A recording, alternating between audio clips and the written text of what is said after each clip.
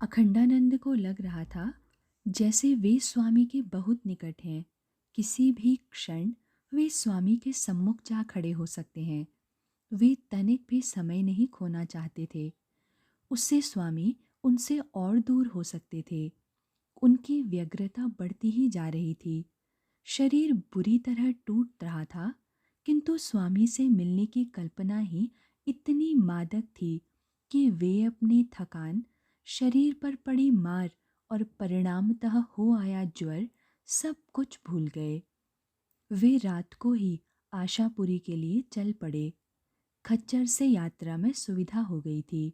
साथ में सिपाही भी था, किंतु सिपाही से अधिक बल तो उन्हें ठाकुर का था।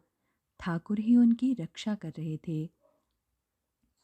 मार्ग में कोटेश्वर महादेव के दर्शन किए और शीघ्र ही आशापुरी पहुंच गए।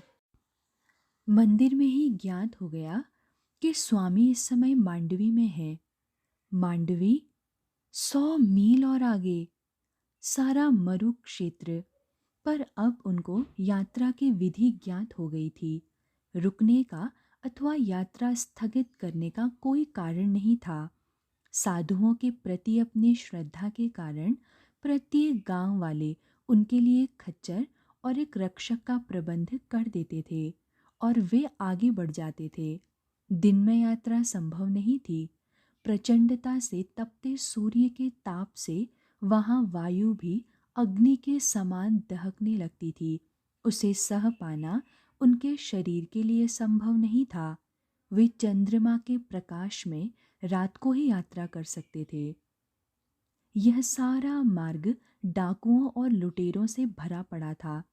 एक रात जब अखंडानंद और उनका रक्षक दोनों ही एक समतल क्षेत्र में विश्राम कर रहे थे, सहसा सिपाही चौंक कर उठ बैठा और आसपास ध्यान से देखने लगा, जैसे किसी को खोज रहा हो। क्या हुआ? अखंडानंद ने पूछा। अभी अभी एक व्यक्ति उस वृक्ष की ओट में छिप गया है, वह बोला, किंतु भय का कोई कारण नहीं है। भय का कारण क्यों नहीं है? अरे स्वामी जी, मैं भी तो वही हूं जो वह है। इसका क्या अर्थ हुआ? वह दस्यु है और तुम सिपाही हो। वह लोगों को लूटता है और तुम उनकी रक्षा करते हो। हाँ, पर सिपाही के रूप में जो वेतन मुझे मिलता है वह इतना कम है कि उससे मेरा घर नहीं चल सकता। वह बोला, इसीलिए अवसर देखकर मैं भी उनके गिरोह में जा मिलता हूँ। जो थोड़ी ऊपर की कमाई हो जाती है उसे छोड़ना बुद्धिमानी तो नहीं है ना? तो अब तक वे एक सिपाही के साथ नहीं, डाकू के साथ ही यात्रा कर रहे थे। यहाँ तो डाकू और सिपाही का भेद ही मिट गया था। उनकी रक्षा करने के लिए सिपाही के वेश में आया डाकू जानता था कि उनके पास एक फूटी कौड़ी नहीं है, किराया देने के लिए भी नहीं। खच्चर और सिपाही का खर्च भी ग्रामवासी दे रहे हैं। नहीं तो शायद अब तक वह अखंडानंद की हत्या कर उनका सब कुछ लूट कर जा चुका होता। अखंडानंद को लगा कि इतनी सारी यातनाएं झेलने पर भी शायद वे स्वामी से कभी नहीं मिल पाएंगे और अंततः इसी खुले मरु क्षेत्र में डाकुओं के हाथों उनकी मृत्यु हो जाएगी। उन्होंने कुछ नहीं कहा। उनका मन उद्विग्न होता रहा। जिसके भरोसे वे लुटेरों और अपनी रक्षा का विश्वास किए चल रहे थे, वह स्वयं भी एक डाकू था। वह उनकी रक्षा क्या करेगा? यदि इस समय लुटेरे आ जाएं, तो संभव है कि वह उनसे जा मिले। सारी रात उद्विग्नता में बीती, किंतु कोई दुर्घटना नहीं घटी। भोर होने ही को ही थी, वे गांव की चौपाल में जा पहुँचे। गांव वालों ने उनका स्वागत किया और भोजन आदि की व्यवस्था कर दी। अंततः अखंडानंद सारी मरुभूमि पार कर गए, प्रायः घोड़े या खच्चर पर और कभी-कभी ऊंट की पीठ पर। बिना सोए अनेक रातों तक यात्रा के पश्चात वे मांडवी पहुँचे।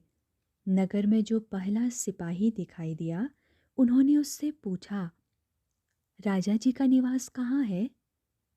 क्यों? सिपाही हंसा। राजा जी से क्या काम है? उन्हें आशीर्वाद देना है? नहीं, मेरे एक गुरु भाई उनके अतिथि हैं, अखंडानंद ने बताया। आपके गुरु भाई और राजा के अतिथि? हाँ भाई, वे अत्यंत विद्वान हैं, बंगाली सन्यासी हैं, अंग्रेजी और संस्कृत के भी पंडित हैं। ओह! सिपाही की मुद्रा कुछ बदली। तो आप उन स्वामी जी की बात पूछ रहे हैं? हैं तो वे मांडवी में ही, किंतु राजा के घर नहीं, भाटिया के घर ठहरे हैं। भाटिया कौन? व्यापारी, धनी व्यापारी। सिपाही बोला, मार्ग बताऊं? अखंडानंद ने मार्ग समझ लिया। अपना गंतव्य सामने देख वे रुक नहीं सके। शीघ्रातिशीघ्र वे भाटिया के घर जा पहुँचे। कपाट खुले थे। कमरे के सामने स्वामी बैठे थे। उनके चेहरे का तेज जैसे सारे कमरे को उद्भाषित कर रहा था। स्वामी ने इस प्रकार अपने सामने अखंडानंद को खड़े देखा तो वे भी जैसे खिल उठे। अरे गंजेश, तुम यहाँ कैसे आ गए? मैं तो जयपुर से ही आपके पीछे लगा हूँ। जयपुर से? स्वामी चकित रह गए। बड़ी दूर तक पीछा किया तुमने मेरा। मार्ग में कहीं कोई दुर्घटना तो नहीं हुई? अखंडानंद ने डाकुओं के विषय में बताया। इतना संकट झेलना क्या समझदारी है? स्वामी ने कुछ रोष जताया। खच्चर और सिपाही क्यों नहीं मांगा? बाद में वही किया और देखकर आश्चर्य हुआ कि लोग साधुओं के प्रति अपनी श्रद्धा के कारण इस प्रकार की व्यवस्था कर देते हैं। हाँ, इस प्रदेश में हमारे बंगाल की तुलना में साधुओं के प्रति श्रद्धा का भाव बहुत अधिक है। स्वामी बोले, कारण जानते हो? यहाँ के लोगों की धर्म में अधिक आस्था है। नहीं, स्वामी बोले, यहाँ साधु वेशधारियों ने उतने पाप नहीं किए हैं। और फिर स्वामी ने गृह स्वामी की ओर मुड़कर उनसे अखंडानंद का परिचय कराया। अब आपको मेरे साथ इनके रहने का भी प्रबंध करना पड़ेगा। मेरा सौभाग्य, भाटिया बोले, ऐसा दायित्व तो किसी को अपने पुण्यों से ही मिलता है। कुशल समाचार पूछने के पश्चात स्वामी ने अपनी विनोद भरी बातों से अखंडानंद की सारी क्लांति हर ली। उन्होंने एक सिरे से जिसे ठाकुर के साथ व्यतीत किए हुए दिनों का पुण्य स्मरण किया। तुम्हें स्मरण है गंगा, हम लोग मेरठ में पृथक हुए थे? जी, स्मरण है। अखंडानंद बोले, और हम सबका विचार था कि आपके इस प्रकार अकेले यात्रा करने की इच्छा के पीछे कोई ना कोई लक्ष्य अवश्य है। इतना समझते हो ना? स्वामी ने कहा, अब तुम इतनी कठिनाई से, इतने संकट झेलकर मेरे पास आए हो तो मेरा मन यह कहने को नहीं होता कि तुम जाओ और मुझे अकेला रहने दो। किंतु मेरे सामने एक लक्ष्य है और यदि तुम मेरे साथ रहोगे तो मेरा वह लक्ष्य पूरा नहीं हो पाएगा। जानता हूँ, अखंडानंद ने कहा, किंतु स्मरण कीजिए, आपको कलकत्ता से विदा करते हुए माँ ने कहा था, मैं अपना सर्वस्व तुम्हारे हाथों में सौंप रही हूँ गंगाधर। ध्यान रखना, नरेंद्र को किसी प्रकार का कोई कष्ट ना हो। सब कुछ स्मरण है मुझे, स्वामी ने कहा, किंतु यदि तुम्हारे साथ रहने से ही मुझे कष्ट हो तो?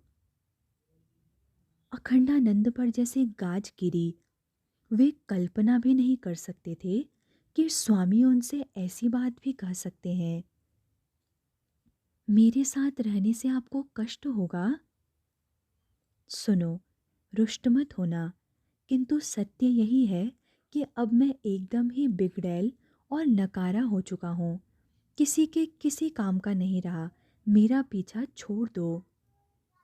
आप बिगड़ैल ही नहीं, चरित्रहीन भी हो चुके हों तो क्या, मुझे आपसे प्रेम है। और मेरा लक्ष्य, मेरा गंतव्य। अखंडानंद कुछ नर्म पड़े। इतना तो मैं भी समझता हूँ कि आपके निकट रहने के मेरे लोभ से आपको असुविधा होगी। आप मन ही मन इस समय आशंकित होंगे कि मैं आपके साथ चिपक गया और आपको छोड़कर जाने को सहमत न हुआ तो। देखो गंगा, मेरी बात का बुरा न मानना और न ही इसे अपनी उपेक्षा समझना। अपने गुरु भाइयों के प्रति मेरे स्नेह में कहीं कोई कमी नहीं आई है। तुम लोगों से दूर रहकर उसमें वृद्धि ही हुई है। तुम भूले नहीं हो कि माँ ने मुझे तुम्हें सौंपा था, और मैं यह नहीं भूला हूँ कि तुम सबको ठाकुर मुझे सौंप कर गए थे, पर वे ही मुझ पर माँ का कार्य भी डाल गए थे। यदि तुम में से कोई भी मेरे साथ रहेगा तो मैं अपनी योजनाएं पूरी नहीं कर पाऊंगा, तो फिर माँ का कार्य कैसे होगा। बस यही मान लो कि मैं तुम लोगों के काम का नहीं रहा। मेरा विचार त्याग दो, मेरे प्रति अपना मोह कम करो। अखंडानंद हंसे। क्या हुआ यदि आप हमारे काम के नहीं रहे? मैंने कहा ना कि आपसे प्रेम करता हूँ, और उस प्रेम का आपके चरित्र से कुछ भी लेना देना नहीं है। वह आपसे कोई अपेक्षा नहीं करता, कुछ नहीं मांगता, बस आपसे प्रेम करता है। किंतु मेरा प्रेम आपके मार्ग की बाधा नहीं बनेगा। प्रेम बांधता नहीं है, बांधता तो मोह है। मैं आपसे मिलने के लिए अत्यंत व्याकुल था, और अब मेरी वह इच्छा पूरी हो गई है। आप अपने मार्ग पर अपनी इच्छा अनुसार अकेले जा सकते हैं। अपने कोमल मृदु स्वभाव के मित्र अखंडानंद के मुख से यह बात सुनकर स्वामी विस्मित हुए। बोले, तुमसे मुझे यही आशा थी गंगा। अब मैं तुम्हें बता सकता हूँ कि मैं कल ही भुज जा रहा हूँ। इस आकस्मिक सूचना से अखंडानंद जैसे स्तब्ध रह गए। उनके मुख से अनायास ही निकल गया, और मैं, तुम एक दिन यहाँ और रुक जाओ, बहुत यात्रा की है तुमने। स्वामी बोले, तुम्हें कुछ विश्राम करना चाहिए। भाटिया तुम्हारी पूरी देखभाल करेंगे। परसों तुम भी चल पड़ना और मेरे पास भुज आ जाना। मैं अपना पता छोड़ जाऊंगा। आपको असुविधा तो नहीं होगी? नहीं। भुज पहुंचने पर अखंडानंद ने पाया कि स्वामी तनिक भी उद्विग्न नहीं थे। वे जैसे एक प्रकार से उनकी प्रतीक्षा ही कर रहे थे। उन्हें उनकी संगति से किसी प्रकार के विघ्न का आभास नहीं हो रहा था। किंतु साथ ही साथ स्वामी ने कह दिया, हम यहाँ अधिक दिन नहीं रहेंगे। अखंडानंद का ध्यान इस ओर गया कि वे यह नहीं कह रहे थे कि वे अखंडानंद के साथ नहीं रहेंगे। वे कह रहे थे कि वे दोनों ही भुज में अधिक नहीं रुकेंगे। कारण, जिस रूप में राजा हमारा सत्कार कर रहे हैं वह लोगों की आंखों में किरकिरी के समान चुभ रहा है। हमें कल ही यहाँ से चल पड़ना चाहिए। विचित्र बात थी, अखंडानंद सोच रहे थे। राजा सत्कार न करते तो वे लोग अपमानित, उपेक्षित होकर भुज में रह सकते थे, किंतु सत्कार हो रहा है तो वहाँ रहना उचित नहीं है। निश्चित रूप से स्वामी नहीं चाहते थे कि वे लोगों में विलासी और चाटुकार साधुओं के रूप में प्रसिद्धि पाएं। सामाजिक मान्यता की अवहेलना वे नहीं करना चाहते थे। वे निर्लोभ थे, तो चाहते थे कि जन सामान्य भी उन्हें उसी रूप में जाने जैसा आप उचित समझें। अखंडानंद ने कहा, मुझे तो आपका संग मात्र चाहिए, जितना संभव हो। राजप्रासाद हो या राह किनारे का वृक्ष, सन्यासी को कोई अंतर नहीं पड़ता। स्वामी उनके साथ भुज में 2 दिन रहे और यह कहकर चले गए कि अखंडानंद 2 दिन पश्चात उनसे मांडवी में मिले। अखंडानंद के मन में भिन्न भिन्न प्रकार के विचार आ रहे थे। स्वामी ने अभी तक उन्हें अलग हो जाने के लिए नहीं कहा था। संभव है कि वे ऐसी कठोर बात केवल इसीलिए न कह पा रहे हों कि अखंडानंद ने बहुत परिश्रम से उन्हें खोजा था, किंतु वे टिक कर उनके साथ रह भी नहीं रहे थे। 1 या 2 दिन साथ रहते और चल पड़ते। उन्होंने यह भी नहीं कहा था कि अब अखंडानंद उनके पीछे न आए, किंतु वे लोग एक साथ यात्रा क्यों नहीं कर सकते? अखंडानंद का साहस नहीं हुआ कि वे पूछें। मांडवी में स्वामी ने पुनः उनका स्वागत किया। इस बार स्वामी उनके साथ 15 दिन रहे। वे उनके पुराने गुरु भाई जैसे ही थे, वैसे ही मित्र, वैसे ही स्नेह करने वाले बड़े भाई, उसी प्रकार के मार्गदर्शक। वे उसी प्रकार परिहास कर सकते थे, उसी प्रकार गंभीर से गंभीर चर्चा कर सकते थे। आपका मठ के साथ कोई संपर्क है क्या? इस समय उसकी आवश्यकता नहीं है, स्वामी बोले। आवश्यकता होने पर फिर सबको बांधकर एक स्थान पर एकत्रित कर दूंगा। पर आपको अपना समाचार तो देते रहना चाहिए। क्या करेंगे वे मेरे समाचार का? वे अपना समाचार देंगे, आपको आपके परिवार का समाचार देंगे। स्वामी ने उन्हें गंभीर दृष्टि से देखा। मैंने घर परिवार इसीलिए छोड़ा था क्या कि सारे संसार में घूमकर उनके समाचार बटोरता रहूं अथवा उनकी प्रतीक्षा करता रहूं? नहीं, पर उनको प्रभु के भरोसे छोड़ दिया है। तो फिर उसका बोझ अपने कंधे पर उठाने का क्या अर्थ? और मठ का समाचार? ठाकुर जो समाचार जब देना चाहते हैं भेज ही देते हैं। अखंडानंद चुप रह गए। कोई अज्ञात सूक्ष्म शक्ति अखंडानंद को बाध्य कर रही थी कि वे स्वामी का पीछा करें और स्वामी के अनुभवों का प्रत्यक्ष ज्ञान प्राप्त करें। वह कोई साधारण शक्ति नहीं थी जिसने उन्हें इतने लंबे समय तक, दिनों दिन ही नहीं, महीनों महीनों सारे संकटों और बाधाओं में ही नहीं, मृत्यु के जबड़ों में भी स्वामी की ओर धकेला था। भारत के इस पश्चिमी तट के अंतिम छोर पर स्वामी से ला मिलाया था। दक्षिणेश्वर के दिनों में एक दिन अखंडानंद ने अपने गुरु श्री रामकृष्ण परमहंस देव के मुख से एक दिव्य संदेश सुना था। मनुष्य के प्रति केवल करुणा ही नहीं, वरन मनुष्य में विद्यमान ईश्वर की सेवा। स्वामी ने उन शब्दों का गंभीर अर्थ समझा था और कहा था, यदि ईश्वर की इच्छा और कृपा हुई तो मैं एक दिन इस संदेश को सारे विश्व को सुनाऊंगा, सारे विश्व को, विद्वानों और निरक्षरों को, धनी और कंगालों को, ब्राह्मण और चांडालों को। अखंडानंद ने मांडवी में जिस क्षण स्वामी को देखा था, उसी क्षण उन्हें समझ में आ गया था कि जिस काम का वचन स्वामी ने दिया था, उस कार्य के होने की शुभ घड़ी आ गई है। उन्होंने स्वामी में एक असाधारण और अप्रतिहत दिव्य शक्ति के दर्शन किए।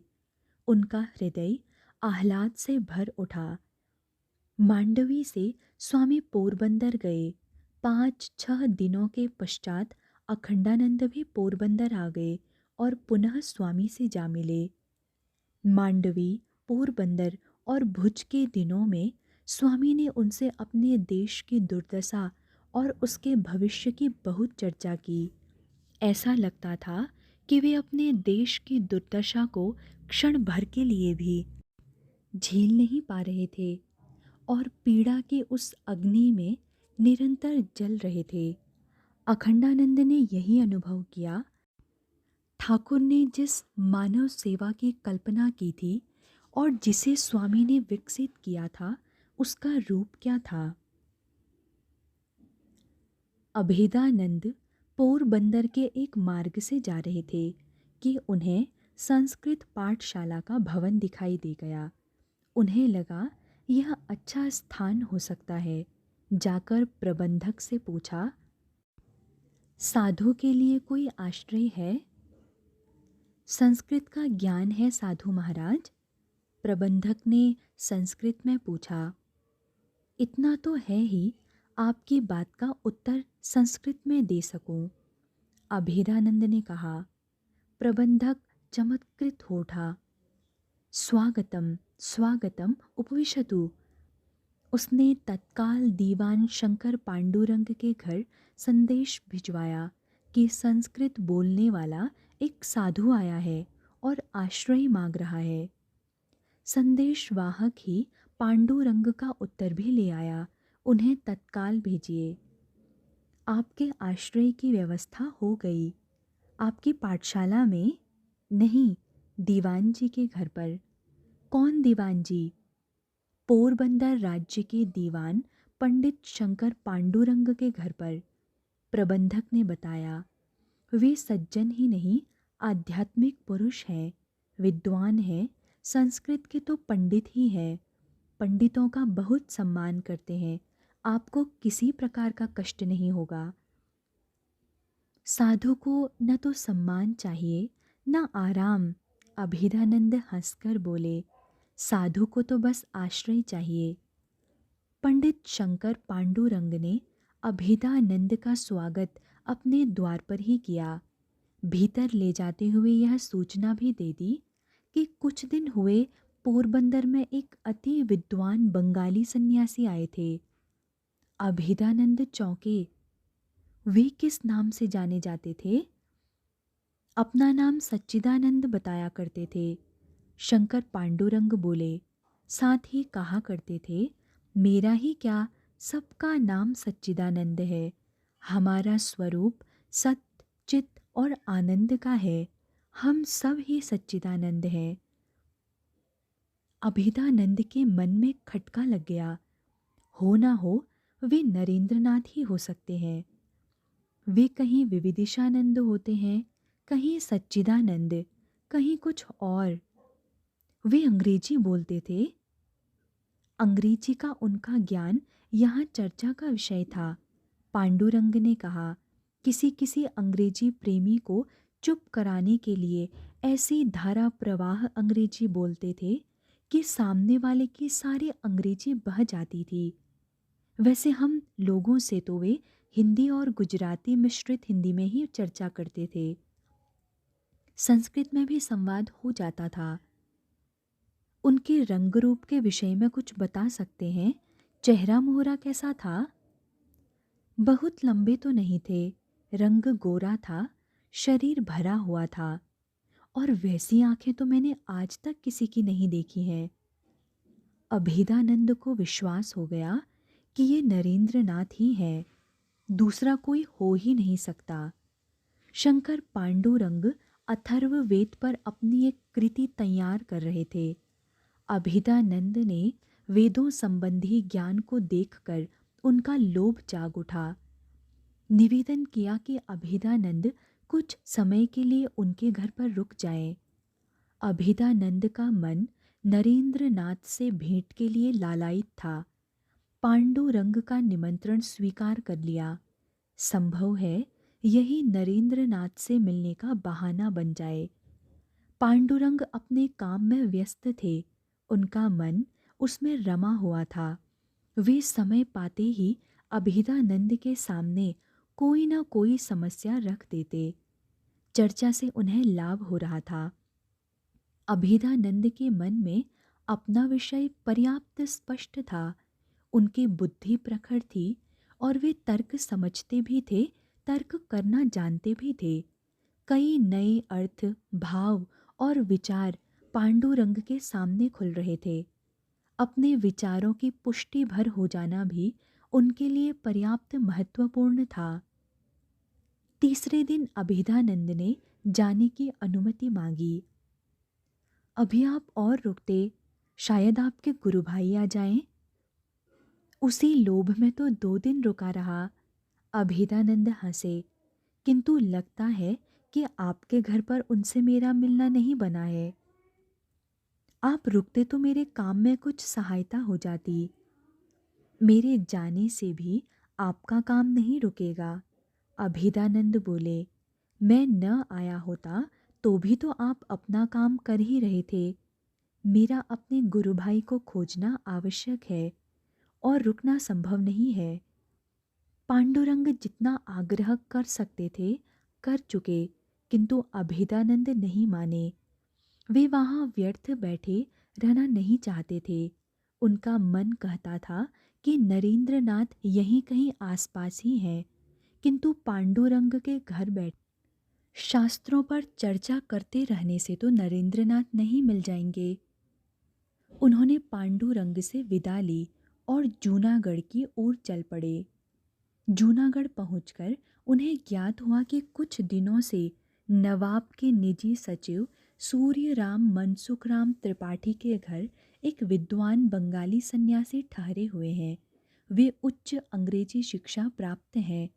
नाम पूछने पर पता चला कि वे सच्चिदानंद हैं। अभेदानंद को और किसी प्रमाण की आवश्यकता नहीं हुई। अपने विश्वास को सत्य मानकर वे आत्मबल से भरे हुए पूछते पूछते सूर्यराम मनसुखराम त्रिपाठी के घर जा पहुँचे। उन्हें घर में प्रवेश करते ही स्वामी के दर्शन हो गए। स्वामी बाहरी बरामदे में ही बैठे थे। स्वामी ने अभेदानंद को इस प्रकार अप्रत्याशित रूप से अपने सामने उपस्थित पाया तो प्रसन्नता के मारे उठ खड़े हुए।